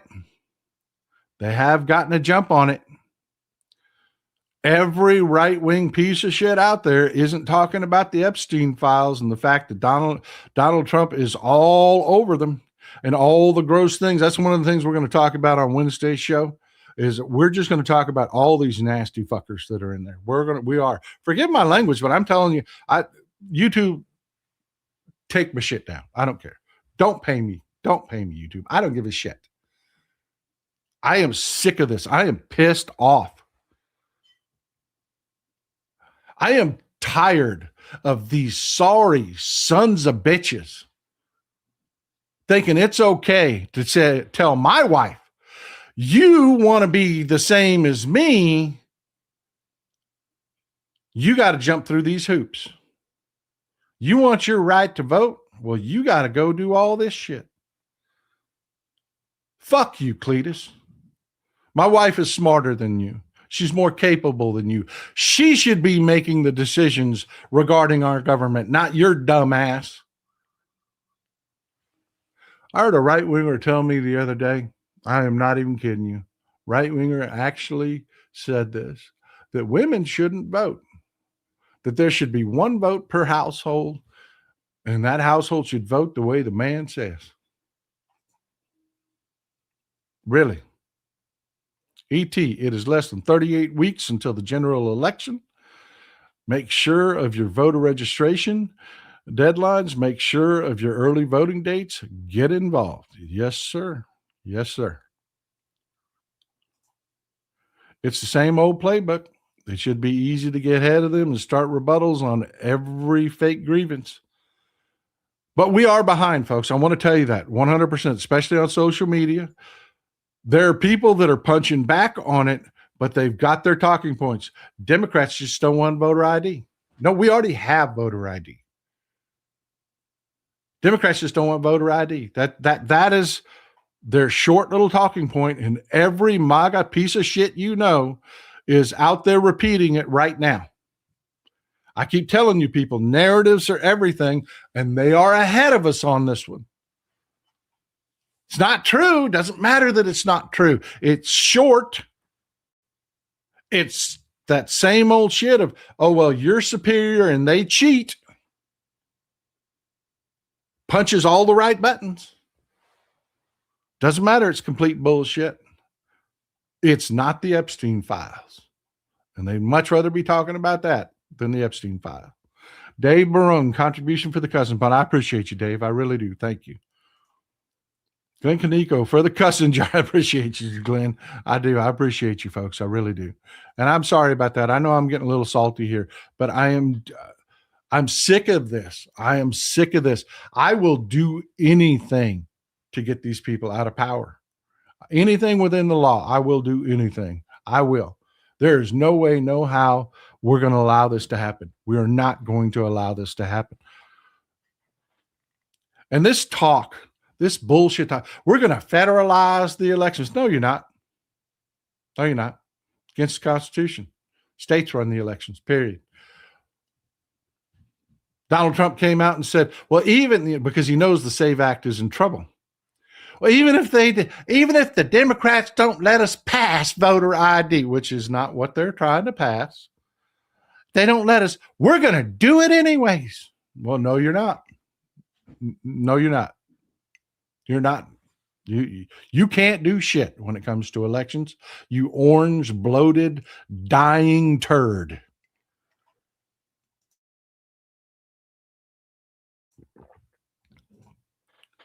Leslie, thank you for being here, Leslie F. I appreciate you. I appreciate you. That is just a fact. That is something that is really pissing me off with the doomers. Oh, they're not going to let us vote. Oh, they're going to put ICE agents at the polls. Well, fart on them. You see an ICE agent at your polling place? Illegal aliens aren't voting. Who cares? Everybody that shows up to vote is completely legal. What does that have to do with ICE? Walk up and right on them. Do it. Crop dust them. Who gives a shit if they're there? Moab Buster, Texas. Paul, I appreciate you. I really do. I really do appreciate you being here, Weird Idaho Liberal. I appreciate you. I don't mean to be coarse and gross, but I'm telling you, If they wanted to, they logistically can't do it. There are so many polling places in this country. They can't do it. But even if they do try to make a spectacle of, oh, we're going to have some ICE agents here, let me know. I'll go forward on them for you. I am telling you, walk right up to them, eat you a couple big bean burritos and walk right up to them and just point your butt at them and just let it rip. They mean nothing. Katie Mullins, you rock Texas Paul. Keep being salty. I appreciate you. I appreciate you. I really do. Cannot do it without you, folks. I can't. But yeah, while they're not paying attention to the Constitution,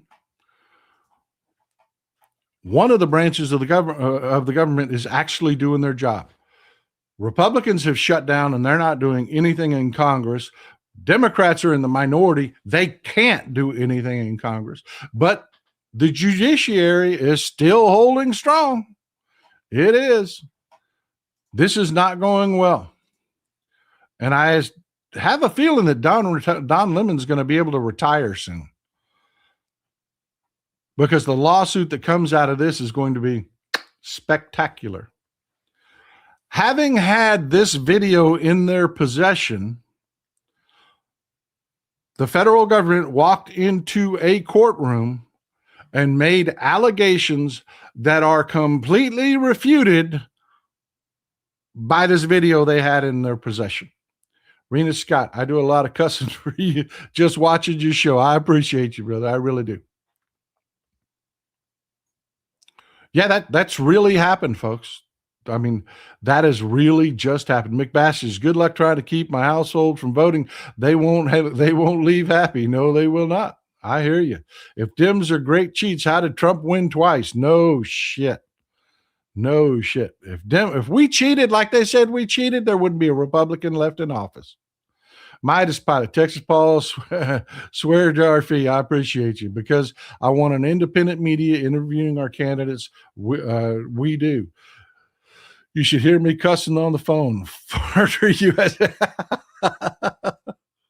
Oh my God. Jeremy Breeden, question for Roundtable. I live in a blue county and a sea of red. I do everything I can in local elections, but live in a plus 32 red district. I'll fight like hell for our U.S. rep candidate, but should I put my money closer in closer races?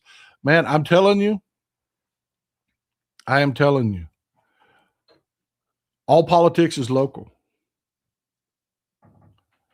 First and foremost, these local races are usually decided by a handful of votes.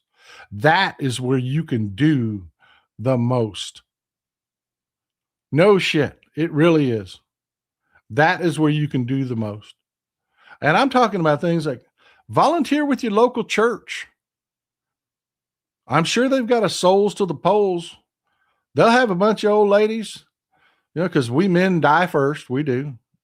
Churches are full of old widowed women that want to go vote.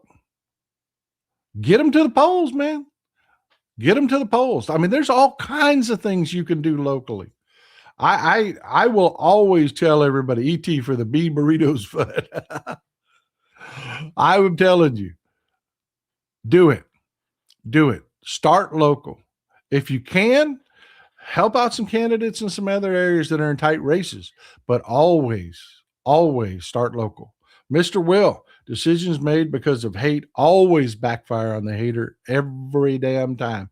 Yeah, folks, I said this in the last show and I'm going to repeat it. Let me take this down. I'm going to repeat it. They pissed off the wrong demographic here.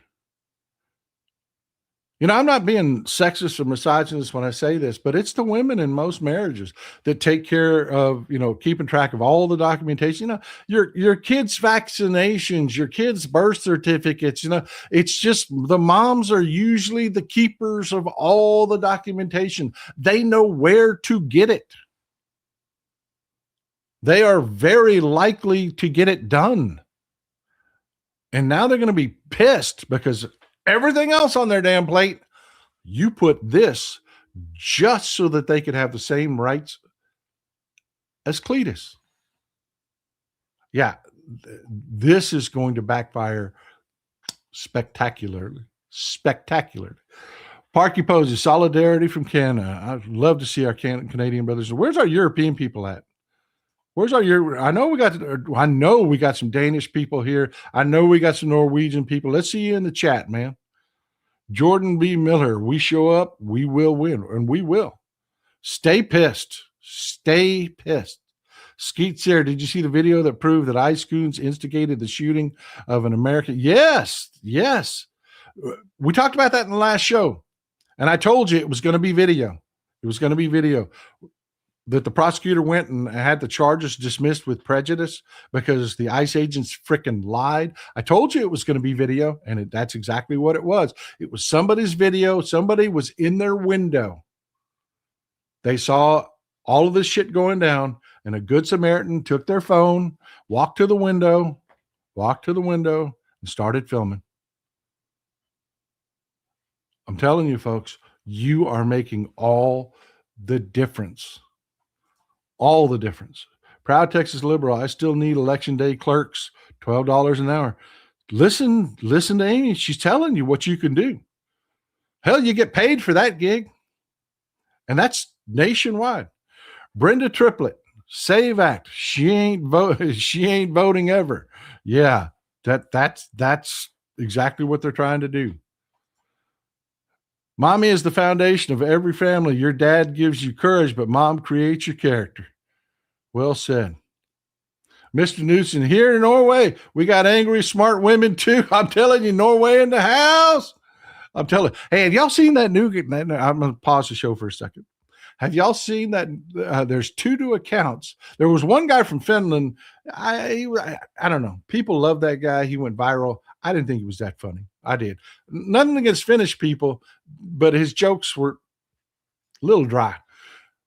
But there's a new account from somebody from Norway and Finland. Two people got together, and all they do is they dunk on Sweden. They dunk on Sweden. Damn near every video, man. It is freaking hilarious. If you get to, they're on, I believe, Instagram and TikTok. They're on Instagram and TikTok. I don't remember them. Should have had their name available, but they are freaking hilarious, man. First video I saw was they were sitting there saying, it's Friday. It's Friday. So do what we do in Norway. It's Friday. So we go crazy.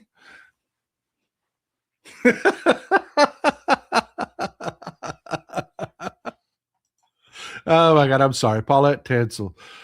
Thank you for supporting the show. But look, I want to tell you that the Don Lemon thing, he's going to get rich off of this. Rich.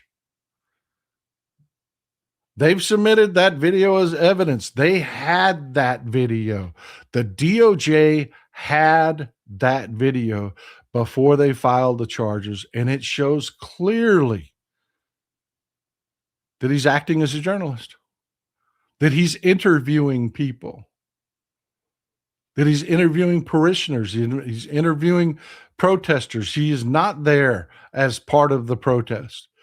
And they had that video and press the charges anyways, and he is going to sue. That not only are they not going to win, they're going to have to dismiss. That judge is going to dismiss those charges. That judge is going to dismiss those charges. Then he is going to sue the shit out of the government and retire. I will lay money he gets retirement money. We may lose Don Lemon to retirement. Chandra Patton, got to go wash my mouth after all the cussing. I'm sorry, Chandra. I'm sorry. I am sorry. I am. But it's not, it's not just there.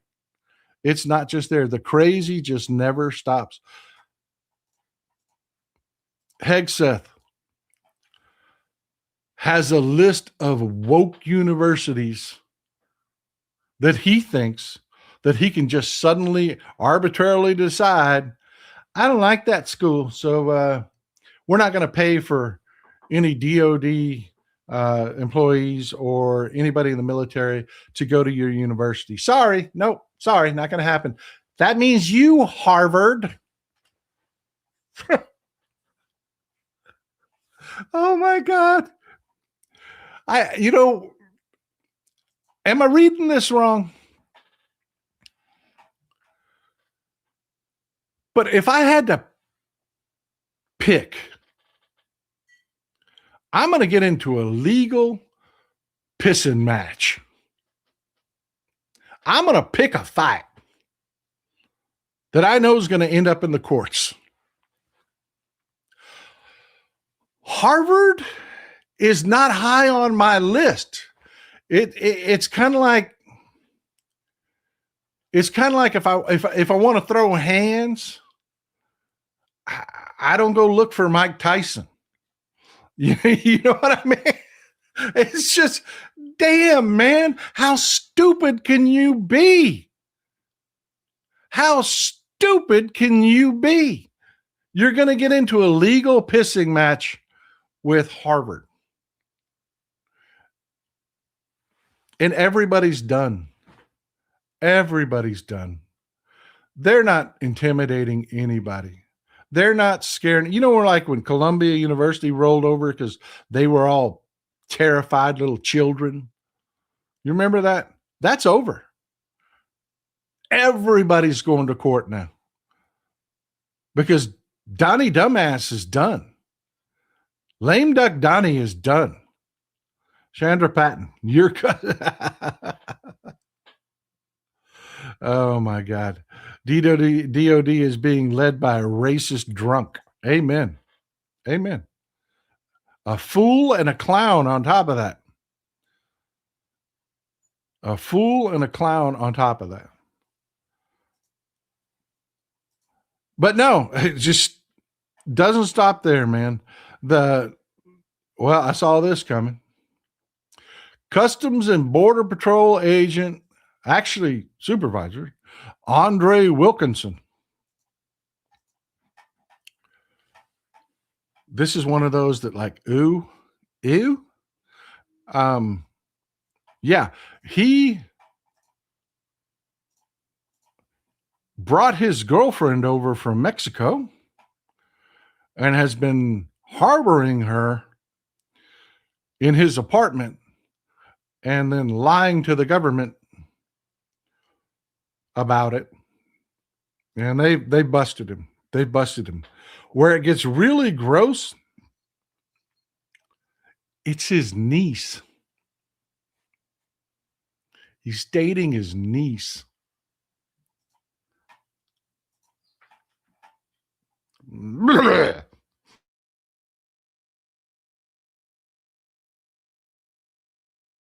Skeet Sherry tried to demote the last pilot of the shuttle. That is idiocy at the highest. Yeah, you want to talk about, let me put a pin in this. We'll come back to the gross ass Customs and Border Patrol agent that's dating his own niece for just a second. Put a pin in that. Talking about firing the pilot, Kristi Noem and Corey Lewandowski. You know, we talked about that. We've talked about what's going on there.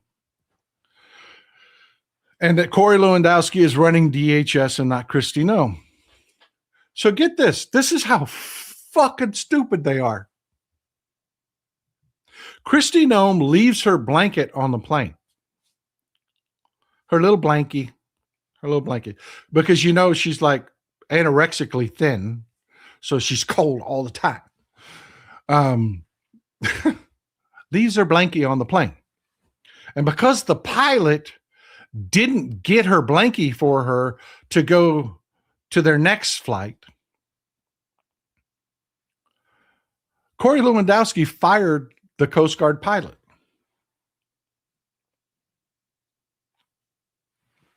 No shit. Does he have the authority to do it? No, not really. No, he doesn't. But he fires the Coast Guard pilot. Guess who's the pilot on their next flight? See, they transferred planes, flew to another destination, fired the pilot from the first flight because he didn't get the blankie handed over. Guess who's the pilot that's sitting on the ground to bring them back from that location? Can't make this shit up. This is how fucking stupid they are. Yeah, it's the pilot that he just fired. Skeet's there. He tried to demote the last pilot. Yep. It's the pilot that he just fired was his ride home.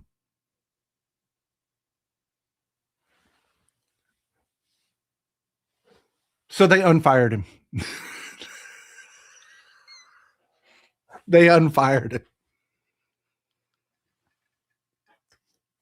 Somebody reminded Christy and Corey that, after they spend their time in their cabin in the woods, that they're going to need a flight home. And that's the pilot that's sitting at the airport jerking off, waiting for him to get done doing whatever the hell those two are doing.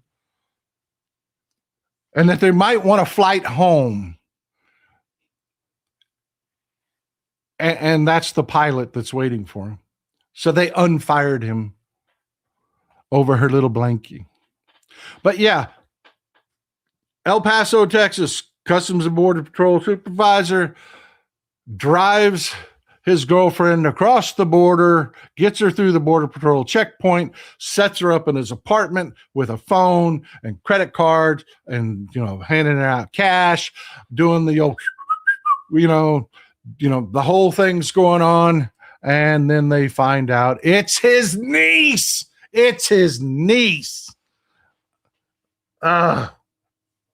And he's facing, I think, like 10 years, $250,000 in fines in 10 years, I believe. It never stops being gross with his people. It never stops being gross with these people. But it's who they are. It's who they are. This is the last thing I got for you. I know we've run very long, but we had a great guest, and I'm glad we had him. Glad we had him.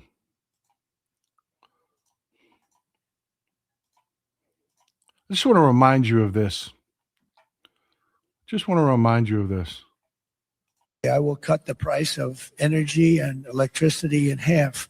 Ready? 12 months from January 20th, I take office on January 20th, your electric bill, including cars, air conditioners, heating, everything, your total electric bill will be 50% less. We're going to cut it in half. And we have it. We have the power to do it because we have it. We don't. Average electric bill is up 20%. Your grocery bills are up, I think last check it was 14%.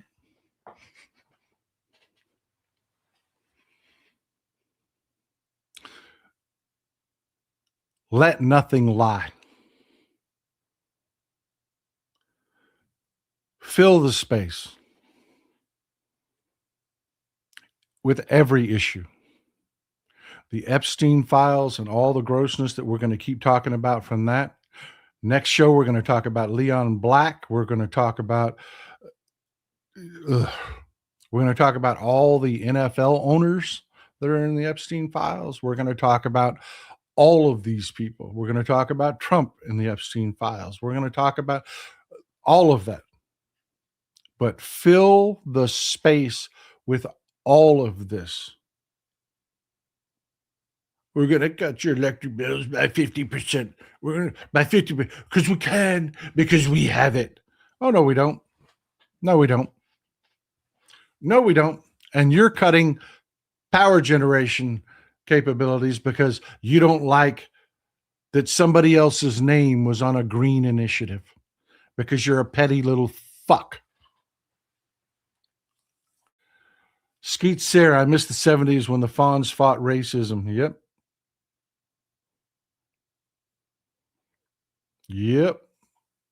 Timothy Moon, keep me sane and focused.